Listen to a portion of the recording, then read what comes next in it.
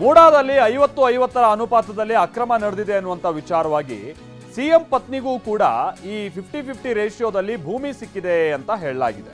1997ರಲ್ಲಿ ಪ್ರಾಧಿಕಾರ ವಶಕ್ಕೆ ಪಡೆದಿದ್ದಂಥ ಭೂಮಿಗೆ ನೆನ್ಪಿಟ್ಕೊಳ್ಳಿ, 1997ರಲ್ಲಿ ಪ್ರಾಧಿಕಾರ ವಶಪಡಿಸಿಕೊಂಡಿದ್ದ ಭೂಮಿಗೆ 2021ರಲ್ಲಿ ಸಿಎಂ ಪತ್ನಿಗೆ ಭೂಮಿ ಸಿಕ್ಕಿದೆಯಂತೆ.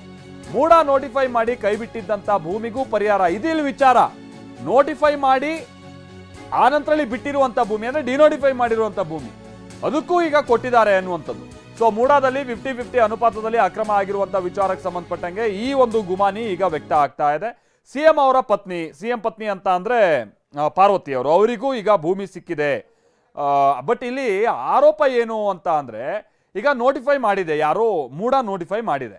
ಮೂಡ ನೋಟಿಫೈ ಮಾಡಿದಂಥ ಜಾಗದಲ್ಲಿ ಏನಾದರೂ ಸಿಎಂ ಪತ್ನಿಗೆ ಸಂಬಂಧಪಟ್ಟಾಗಿನ ಜಾಗ ಇದ್ರೆ ಹೌದು, ಅದಕ್ಕೆ ಸಂಬಂಧಪಟ್ಟಂಗೆ ಅವ್ರು ಪರಿಹಾರ ಕೇಳೋದ್ರಲ್ಲಿ ತಪ್ಪಿಲ್ಲ, ಅಥವಾ ಪರಿಹಾರ ಕೊಟ್ಟಿರೋದ್ರಲ್ಲಿ ತಪ್ಪಿಲ್ಲ, ಅಥವಾ ಬದಲಿ ನಿವೇಶನ ಕೊಟ್ಟಿರೋದ್ರಲ್ಲಿ ತಪ್ಪಿಲ್ಲ.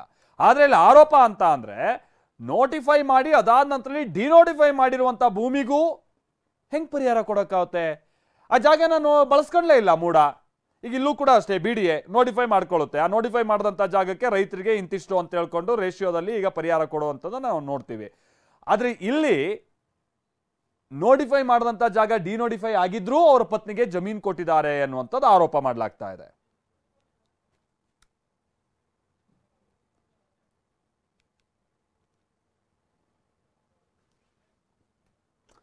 ಸೊ ನಿನ್ನೆನೂ ಕೂಡ ಇದಕ್ಕೆ ಸಂಬಂಧಪಟ್ಟಂಗೆ ಸಚಿವರು ಸೀದಾ ಅಲ್ಲಿ ಮೂಡ ಕಚೇರಿಗೆ ಹೋಗಿ ತನಿಖೆಗೆಲ್ಲ ಆದೇಶಿಸಿರುವಂಥದ್ದನ್ನು ನಾವು ನೋಡ್ತಾ ಇದ್ರೆ ಏನಾದ್ರು ಬಹಳ ದೊಡ್ಡ ಹಗರಣ ಆಗಿದೆಯಾ ಅನ್ನುವಂಥದ್ದು ಗುಮಾನಿ ವ್ಯಕ್ತ ಆಗ್ತಾ ಇದೆ. ಬಟ್ ಇದು ವಿಪಕ್ಷಗಳಿಗೆ ಸಹಜವಾಗಿ ಒಂದು ಅಸ್ತ್ರ ಸಿಕ್ಕಿದೆ. ಬಟ್ ಇದರಲ್ಲಿ ಏನಾಗಿದೆ, ಏನು ಎತ್ತ ಅನ್ನುವಂಥದ್ದು ಇನ್ನೂ ಕೂಡ ನೋಡಬೇಕಿದೆ ನಾವು. ಸೊ ಈಗ ವಿಪಕ್ಷ ನಾಯಕ ಆರ್ ಅಶೋಕ್ ಸಿಎಂ ವಿರುದ್ಧ ಗಂಭೀರ ಆರೋಪ ಮಾಡಿದ್ದಾರೆ. ಗೋಲ್ಮಾಲ್ ಸಿಎಂ 4,000 ಕೋಟಿ ಗುಳುಂ ಮಾಡಿದ್ದಾರೆ ಅಂತ ಟ್ವೀಟ್ ಮಾಡಿದ್ದಾರೆ. ವಾಲ್ಮೀಕಿ ಅಭಿವೃದ್ಧಿ ನಿಗಮದ 187 ಕೋಟಿ ರೂಪಾಯಿ ದಲಿತರ ಹಣವನ್ನ ಗುಳುಂ ಮಾಡಿರುವ ಸಿದ್ಧಹಸ್ತರು ಈಗ ಮೈಸೂರಿನ ಮುಡಾದಲ್ಲಿ 4,000 ಕೋಟಿ ರೂಪಾಯಿ ಗುಳುಂ ಮಾಡುವ ಮೂಲಕ ಮತ್ತೊಮ್ಮೆ ತಮ್ಮ ಕೈಚಳಕ ಪ್ರದರ್ಶನ ಮಾಡಿದ್ದಾರೆ. ಗೋಲ್ಮಾಲ್ ಸಿಎಂ ಸಿದ್ದರಾಮಯ್ಯನವರೇ, ಈ ಪ್ರಶ್ನೆಗಳಿಗೆ ನಿಮ್ಮ ಬಳಿ ಉತ್ತರವಿದೆಯೇ? ಗೋಲ್ಮಾಲ್ ಸಿಎಂ ಸಿದ್ದರಾಮಯ್ಯನವರೇ, ತಮ್ಮ ಧರ್ಮಪತ್ನಿಯವರ ಹೆಸರಿನಲ್ಲೂ ನಿಯಮ ಬಾಹಿರವಾಗಿ ನಿವೇಶನ ವರ್ಗಾವಣೆ ಆಗಿರುವ ಸುದ್ದಿ ಹೊರಬಂದಿದೆಯಲ್ಲ, ಇದನ್ನ ಹೇಗೆ ಸಮರ್ಥನೆ ಮಾಡಿಕೊಳ್ಳುತ್ತೀರಿ? ಆರೋಪ ಕೇಳಿಬಂದಿರುವ ಮುಡಾ ಅಧಿಕಾರಿಗಳನ್ನ ಅಮಾನತು ಮಾಡದೆ ಕೇವಲ ವರ್ಗಾವಣೆ ಮಾಡಿ ಕೈ ತೊಳೆದುಕೊಂಡಿದ್ದೀರಲ್ಲ, ಯಾರನ್ನ ರಕ್ಷಣೆ ಮಾಡಲು ಹೊರಟಿದ್ದೀರಿ? 4,000 ಕೋಟಿ ರೂಪಾಯಿಯ ಈ ಬ್ರಹ್ಮಾಂಡ ಭ್ರಷ್ಟಾಚಾರ ಪ್ರಕರಣವನ್ನ ಅಸಲಿಗೆ ಸಿಬಿಐಗೆ ವಹಿಸಬೇಕು, ಅಥವಾ ನಿವೃತ್ತ ನ್ಯಾಯಮೂರ್ತಿ ನೇತೃತ್ವದ ತನಿಖಾ ಆಯೋಗಕ್ಕೆ ನೀಡಬೇಕು. ಅದು ಬಿಟ್ಟು ತನಿಖೆಗೆ 2 IAS ಅಧಿಕಾರಿಗಳನ್ನ ನೇಮಿಸಿ ಪ್ರಕರಣವನ್ನ ಮುಚ್ಚಿ ಹಾಕಲು ಹೊರಟಿದ್ದೀರಲ್ಲ, ಈ ಹಗರಣದಲ್ಲಿ ತಮ್ಮ ಪಾಲೆಷ್ಟು? 50-50 ಅನುಪಾತ ಹಂಚಿಕೆಗೆ ಅನುಮತಿ ನೀಡಿದ್ದು ಯಾರು?